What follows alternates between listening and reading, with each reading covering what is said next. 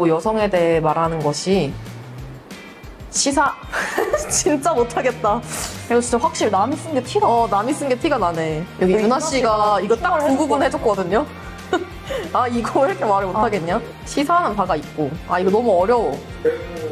정민 씨가 느낀 걸 얘기를 해요. 아, 이미 이렇게 느껴버렸어요. 이미 이게 구분해버렸기 때문에. 놓치기 아까운 구간을 소개해드립니다. 안녕하세요. 교육당 김선진, 베이주입니다.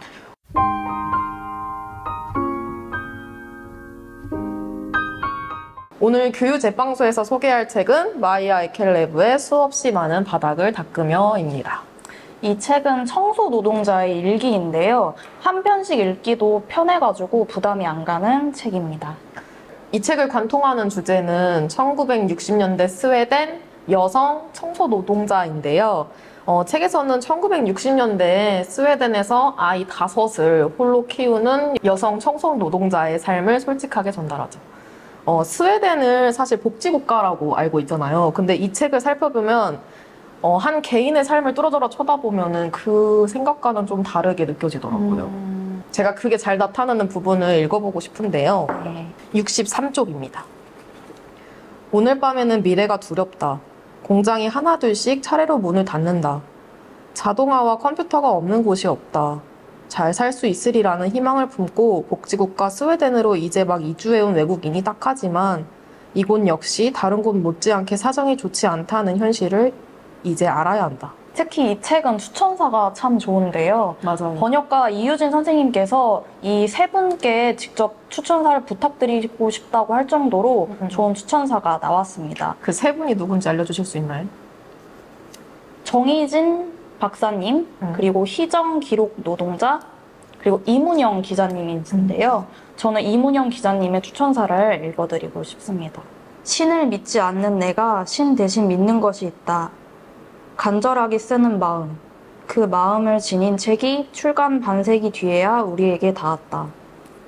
가난하고 정규 교육과 거리가 멀고 홀로 5 아이를 키워야 했던 여성 청소 노동자가 성공과 명예를 위해서가 아니라 다만 살아내기 위해 쓴 글.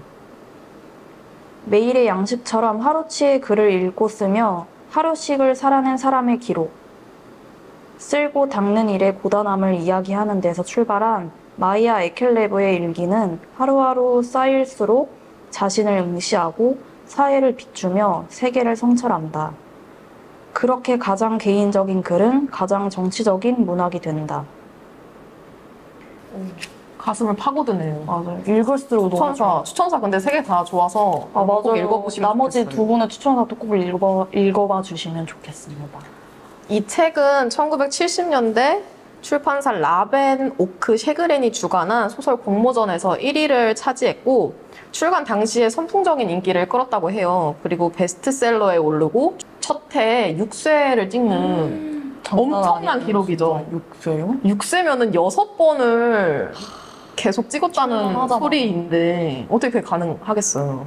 그리고 이 책이 덴마크어, 노르웨이어, 핀란드어 등 다양한 언어로 번역 출간되기도 했는데요.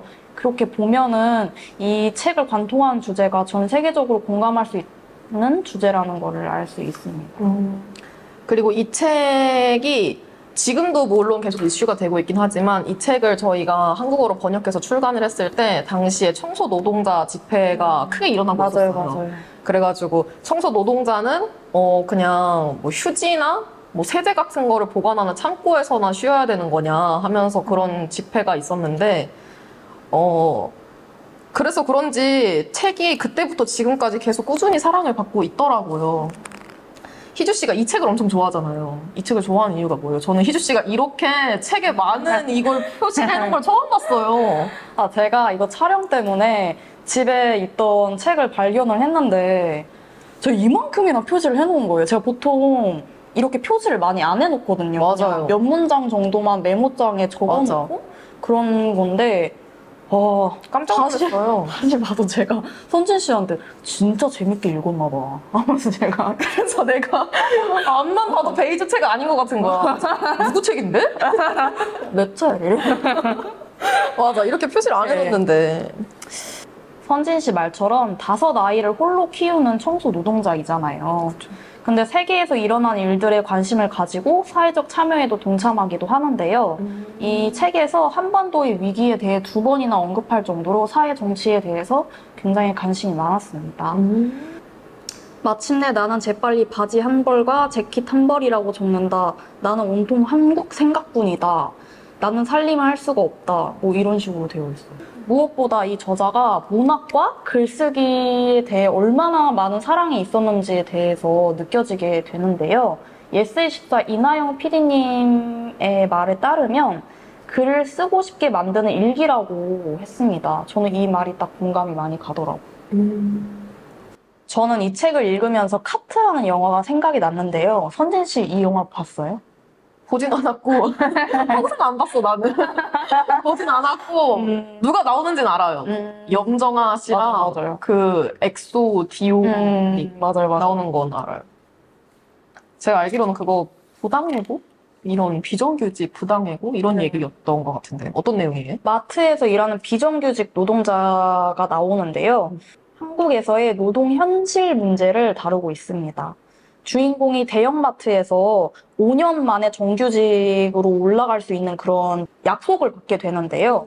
5년 만에. 네, 근데 계약 기간은 남았는데 이제 전문성을 요하지 않는 인원들은 이제 외주로 돌리겠다고 이렇게 말을 하는군요. 완전 부당해고인데요? 그러니까요. 진짜. 그 약간 직장을 잃는 거는 생계랑도 관련이 있는데 이렇게 아무렇지 않게 그냥 나오지 마세요. 이렇게 하면 너무 당황스럽죠. 저도 많이 화가 났던 장면들이 많았는데 실제로 이 영화가 2007년에 일어난 실화를 바탕으로 제작이 됐다고 하더라고요. 근데 2007년이면은 몇 년 전이죠? 16년 전인데 지금과는 그렇게 많이 다르지 않다고 생각이 들어서 많은 생각을 하게 됐습니다.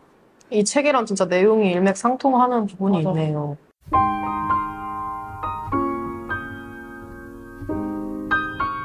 수없이 많은 바닥을 닦으며와 함께 소개하고 싶은 책이 있는데요. 이베트 쿠퍼가 엮은 여성이 말한다입니다. 이 책은 세계적으로 새로운 길을 개척한 여성들의 연설을 담은 책인데요. 그레타 툰베리나 마거릿 대처부터 에바 코르, 마리 콜빈, 앨리스 드레이크 등 다양한 분야의 위대한 여성들이 세상에 외친 소리를 들을 수 있는 책입니다. 이 책이 나오고 나서 여성 연설집이 진짜 없었나? 하고 맞아요. 찾아봤어요. 근데 진짜 없는 거예요. 저는 어떤 독자님께서 자기 딸한테 딸이 더 크면 읽어주고 싶다는 그런 후기가 있었는데 그 후기를 보고 너무 마음이 뭉클하더라고요. 이 책의 역자 홍정인 번역가가 옴기니의 말에 적은 내용을 들으시면 어떤 책인지 감이 오실 것 같습니다. 이처럼 이 책에는 여성과 연설이라는 2가지 주제가 관통하지만 그 바탕에는 약자들을 향한 저자의 따뜻한 시선과 단호한 실행력이 깔려 있다. 우리는 때로는 더없이 강하지만 때로는 더없이 약하다. 우리는 누구나 적어도 어느 한 가지에서 있어서는 소수자에 속하고 그렇기에 약자다.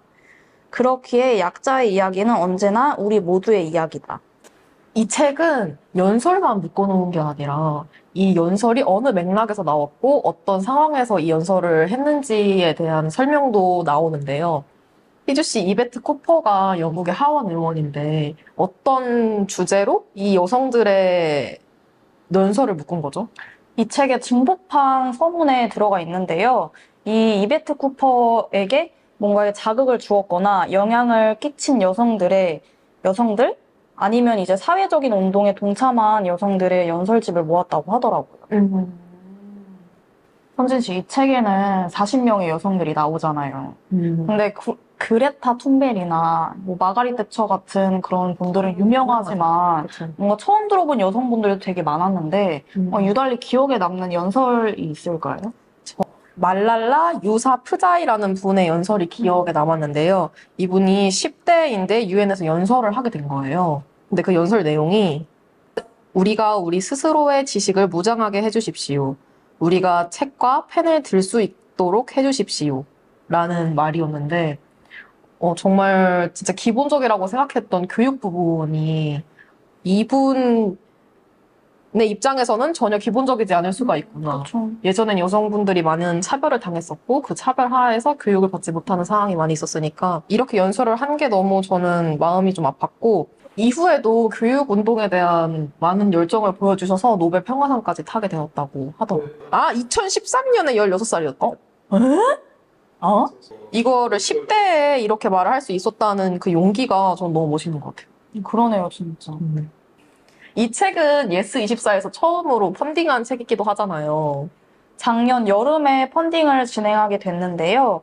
귀여운 책갈피 굿즈랑 함께 독자님들께 드릴 수 있었습니다. 출간되기 전에 많은 분께서 관심을 가져주셔서 되게 감사했는데요. 굿즈 한번 보여주세요. 굿즈 너무 귀여웠어요. 책갈피였는데 좀 다른 형태여가지고 사람들이 어떻게 쓰는지 궁금해 하시지 않을까요? 이렇게 앞면에는 책 제목 여성이 말한다가 영어로 들어가 있고요. 이렇게 뒤에는 리릿 마르티로샨의 오늘 우리는 역사를 만들고 있습니다. 연설문의 한 부분이랑 오드리 로드의 깨져야 할 침묵은 너무나 맞습니다. 이 말을 이렇게 넣었는데요. 이렇게 쓸 수도 있는데 희주 씨 그걸 책에 넣어서 쓰죠. 저는 이렇게 써요. 근데 이렇게? 쓰는데 선진 씨는 좀 다른 방식으로 쓰더라고요. 저는 이게 너무 귀여워가지고 이거를 휴대폰에 지금도 끼고 있는데 이렇게 요 동그란 부분만 뜯어가지고 이렇게 휴대폰에 껴서 다니고 있어요. 근데 이게 박을 넣었는데 실물이 되게 예뻐서 기분이 좋았습니다. 금박이랑 은박 두 개가 있었죠. 네, 맞아요. 저는 개인적으로 금박이 취향입니다. 오늘은 여성이 주인공인 도서 2종을 살펴보았는데요. 재밌게 보셨나요? 오늘도 구독과 좋아요, 알림 설정 부탁드립니다. 다음 영상에 또 재미있는 도서로 찾아올게요. 안녕.